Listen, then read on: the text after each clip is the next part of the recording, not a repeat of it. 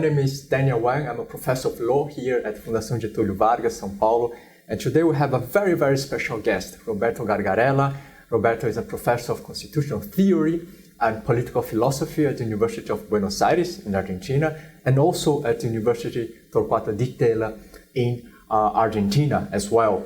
Roberto is the author of several articles, book chapters, and books in both Spanish and English. And I would like to mention some of his most representative works, such as The Law as a Conversation Among Equals, published by Cambridge University Press last year, the Oxford Handbook of Constitutional Law in Latin America. He's one of the co-editors of this volume, published by Oxford University Press in 2022, last year. And he's also the author of Latin American Constitutionalism, published by Oxford University Press in 2013.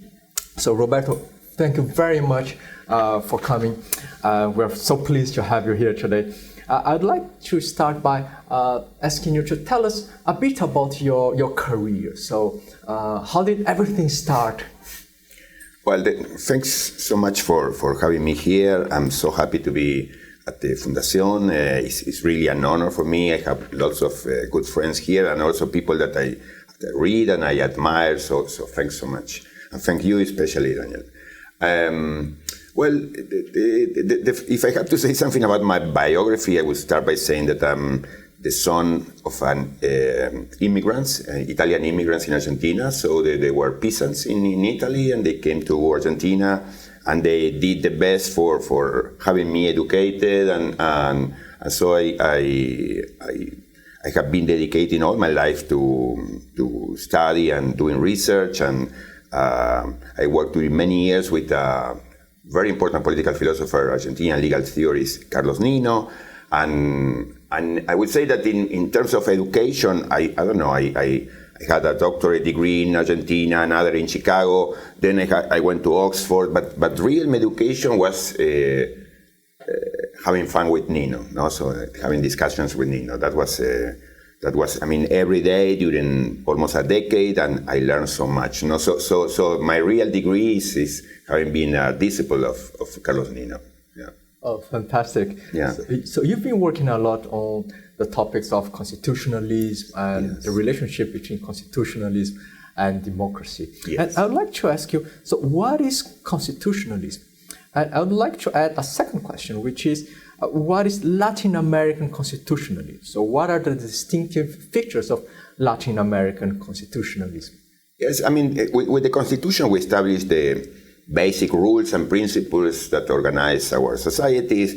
And in Latin America, of course, I mean, we are a region, but there are many differences between the different countries. But in general, I mean, the way we organize our basic documents are similar because of same history, because of same influences, or social structures.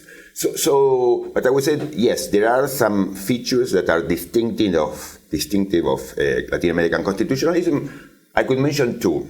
One related to one of the important sections of the Constitution, which is the Declaration of Rights, and the other related to the other important part of any constitution, which is every constitution, which is the organization of powers.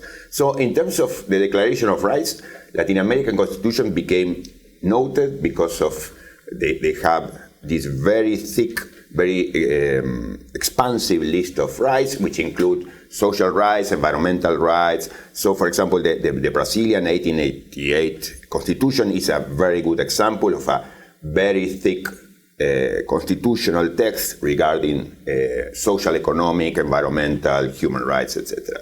So that's an important expression. And the other feature, which is also very Latin American, is regards the organization of powers. And there, I would say one remarkable thing is that we all establish a peculiar system of checks and balances, no? Which is one that also gives certain additional powers to the executive. So our kind of institutional organizations puts a lot of attention to the powers of executive. In my view, they give exaggerated powers to the executive. And that, I think, has been contributing to some interesting things, but also I think is one of the causes of the Latin American political instability, democratic instability in the 20th century. You know? So we have all been very worried about the threats to democracy in our continent and worldwide, yes. but particularly in our continent where democracy feels very fragile. Yes. So my question to you is, does constitutionalism offer an effective response to the so-called democratic backslide, or is it part of the problem, as some would argue?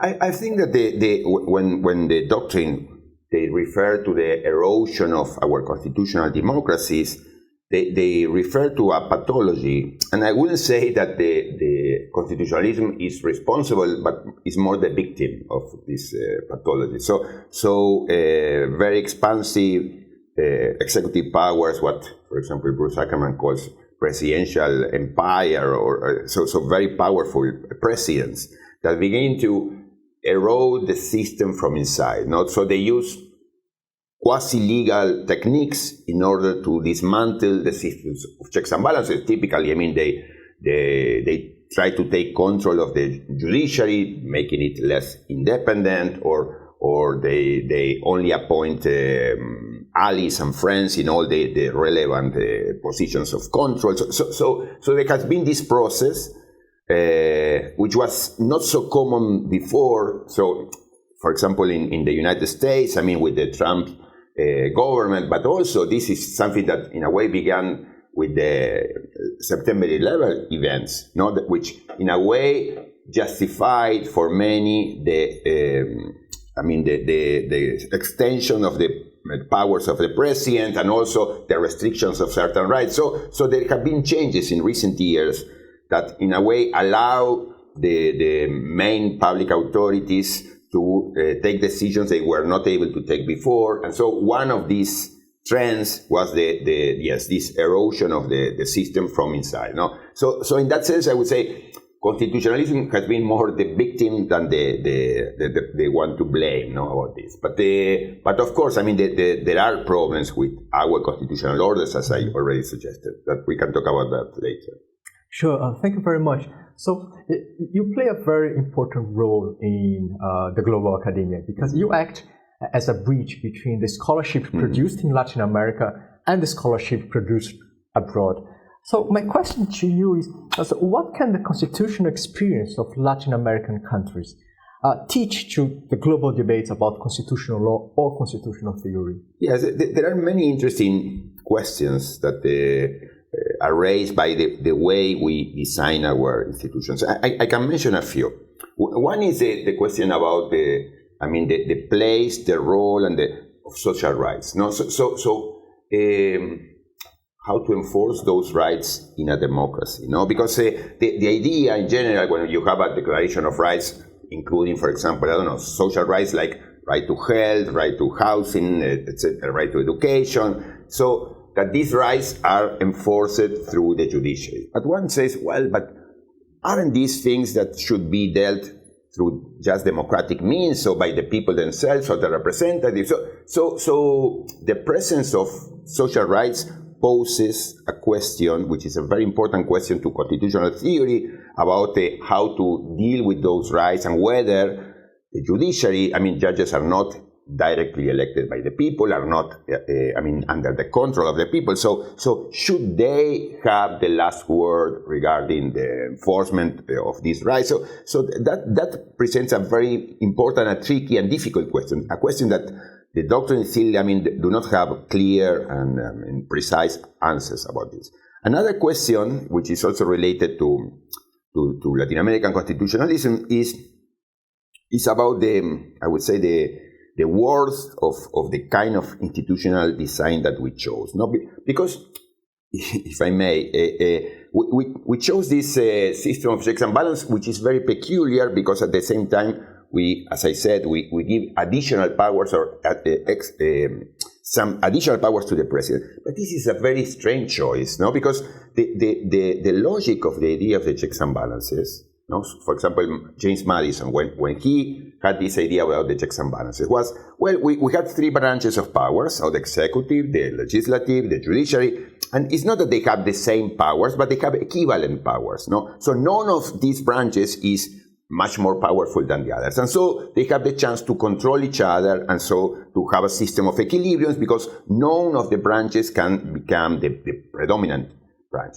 In Latin America, since the independence, we have been choosing a very peculiar system of checks and balances because we have all the traditional elements in a system of checks and balances. We have three branches, and then we give veto powers to the presidents, and we give impeachment powers to the legislative, and we give the judiciary the chance to invalidate the laws. So they all have certain tools to react and to defend, to deal with the other branches. But at the same time, we give these very additional powers to the executive. So the executive has, in Latin America, threatening powers that are much more important than the rest of the branches. So it's like, on the one hand, or with one hand, we build a systems of equilibrium, but we unbalance the whole system with the other hand. So at the same time, we say, yes, we follow the example of the American Constitution, the US Constitution, and then we take from them the systems of checks and balances. And so we take all the elements, traditional elements in a system of checks and balances, but at the same time, we create a very powerful executive. So Madison, if he came to Latin America, would say, well, I think you are making a mistake because the whole logic of the system is that all these branches need to have more or less equivalent threatening forces. So there is a question, and I would say it's a problem that is typical in Latin American constitutions. So there are lots of questions that are raised by this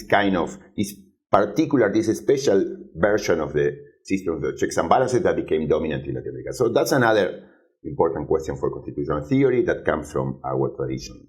Fantastic, thank you. One last question. Yes. Which advice would you give to young researchers, young scholars who want to pursue an academic career with global projection? Well, the first thing is